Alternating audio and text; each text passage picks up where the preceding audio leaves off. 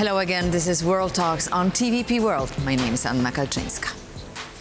Hungary is not obliged to support Ukraine's accession to the European Union, and Kiev will not blackmail Budapest into changing its stance. Hungarian Prime Minister Viktor Orbán said on the X social network, adding that he'd rather see Hungary out of the EU in case Ukraine joined the group. So what's the actual agenda of Hungarian Prime Minister, and where will this anti-Ukrainian campaign waged by Viktor Orbán lead Hungary? Joining me now is Garvan Walshe, CEO, Article 7 Intelligence for Democrats. Good evening, sir, and thank you for joining us. Good evening. So this line of policy presented by Viktor Orbán casts a shadow, obviously, on Hungarian relations with the EU. So does it still pay off to Viktor Orbán? Well, I mean, Viktor Orbán is 10 or 15% behind in the opinion polls. He's not being successful. Hungarians are tired of his economic mismanagement and his authoritarian style of rule, and he needs to find something. I don't think this is going to be it. He may be trying to repeat what he was doing in the 2022 elections, when he could present himself as the kind of father of the nation and a source of stability and peace. But while Hungarians may be worried about war spreading, they're tired of Orbán, his administration and its corruption. And I think this is more of a distraction from that, but it's not going to work. If we look at his overall policy stance, it has been moving in a significantly pro-Russian direction. We may remember the Orbán of 1989 and 1990 complaining about Soviet domination. He's done a complete 180-degree turn in the last 3 decades, and he's now one of Russia's closest friends inside the European Union. Exactly. So we've just seen Viktor Orbán next to Mette Frederiksen, the Prime Minister of Denmark.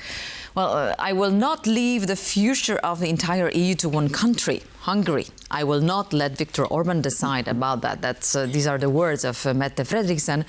But we have to agree that, unfortunately, EU is helpless here, and that Viktor Orbán acts in accordance with the law, and the treaties are on Orbán's side in this respect. Do you think that this might change somehow, that the EU may find a way to invite Ukraine to the European Union and start the negotiation despite this refusal of Viktor Orbán?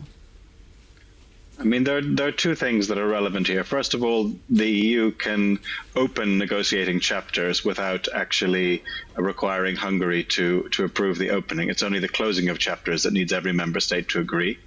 And so Ukraine can make progress towards the practical elements of its accession, and accession is a long and complicated process. It's become a longer and more complicated process since Hungary and Poland joined the European Union in 2004. There's a lot more to do. So there's a lot of stuff that Ukraine can do, and the EU can help Ukraine do already, so that when its accession process becomes formalized, these things can be done more quickly.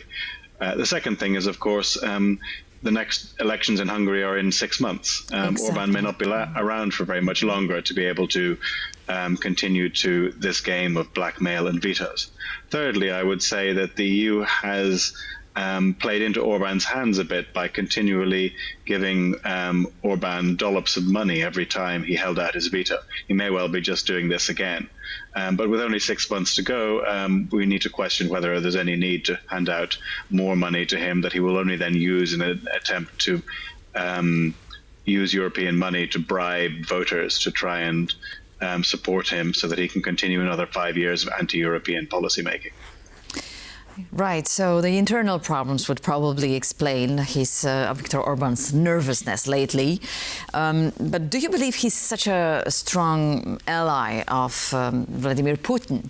Is it just business, or is it really the conviction of Viktor Orbán that this is the only way to guarantee a peaceful and stable situation for Hungary?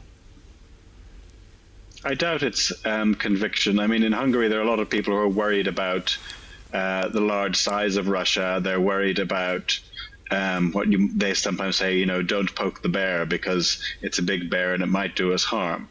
But there's another solution to that, and that is to become a strong member of the Western Alliance, integrated into the EU and NATO. And if that happens, then Hungary is protected by its membership of those organizations. There are 500 million people in the EU. There are only 140 or so million Russians. European GDP is far bigger than Russia's, and it has the industrial capacity to defend itself. The options for Hungary are really security within the EU or continued isolation and instability and economic decline under Viktor Orbán. And nothing he says is going to change that reality. Hungary's future is better secured in a solid relationship with the European Union member states and European institutions. But of course, that requires a Hungary that is significantly more cooperative with its allies and partners than Orbán has been. And Orbán's been stuck in this position because he wants to continue to maintain his regime of patronage and authoritarian rule. If Hungary chooses the path of returning to democratic rule, then a much better relationship with the EU and NATO is going to happen as well. Let me quote Peter Szijarto, who is saying that Ukraine is deeply involved in influencing the 2026 parliamentary elections in Hungary, and it is clear that it's trying to do so through the TISA party. So we understand this is calculated for the internal situation. However, why are the Hungarians so susceptible to this threats and this line of explaining the situation? Well, I mean, Szijarto has been decorated by the Russian Federation. He is an incredibly pro-Russian individual, and I'm not sure the Hungarians are susceptible, because if they were, they wouldn't be giving TISA a strong lead in the opinion polls. We might add that, if it's worth commenting on the substance of these allegations, they are completely absurd. It's simply that Hungarians are tired of economic mismanagement, they're tired of corruption, and they want to see a change. They want to see a change in government. And this is really a desperate attempt to try and suggest that they're acting under the agents of the foreign power. Yet the country and the regime that interferes in elections is, of course, that of Viktor Orbán, who took out huge advertisements in the last parliamentary elections in Poland, took out ads on social media in Poland to try and influence those elections. He used Hungarian TV to conduct an interview of Robert Fico in Slovakia just before Slovakia went to the polls, and I think he did the same thing in the presidential election with Pellegrini, if I'm not mistaken. He is continually interfering in his neighbors' elections, so I think this is more of a case of psychological projection than any kind of reality. Before I ask you about the elections next year, let me just jump to the minority problem. The Hungarian authorities accuse Ukraine of persecuting the Hungarian minority in Transcarpathia. How justified are these accusations? Yeah, they've been saying this for a long time, and basically it's not true. They're just trying to create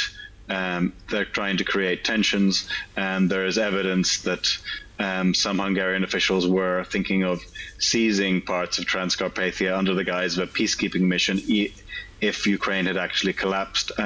We shouldn't take these allegations seriously. They're simply propaganda and shouldn't be accepted as part of serious debate. All right, so just shortly, as we must wrap up, April 2026, the parliamentary elections, do you expect a change?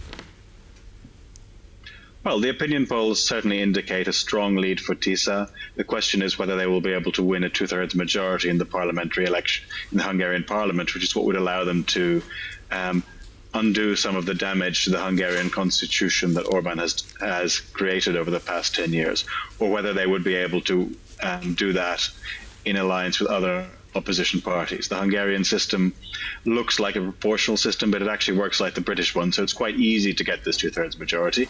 But we'll have to see what happens in the election campaign. Nevertheless, looking at opinion polls now, it's clear that TISA has a very strong lead, and certainly TISA plus one or two other opposition parties have a hugely dominant position in Hungarian public opinion, because Hungarians are simply fed up of such a long period of dysfunctional and corrupt and economically damaging Orbán rule. Garvan Walshe, always a pleasure. Thank you so much for joining us, and thank you for your insights, sir. Thank you very much. And thank you for watching World Talks here on TVP World. See you soon.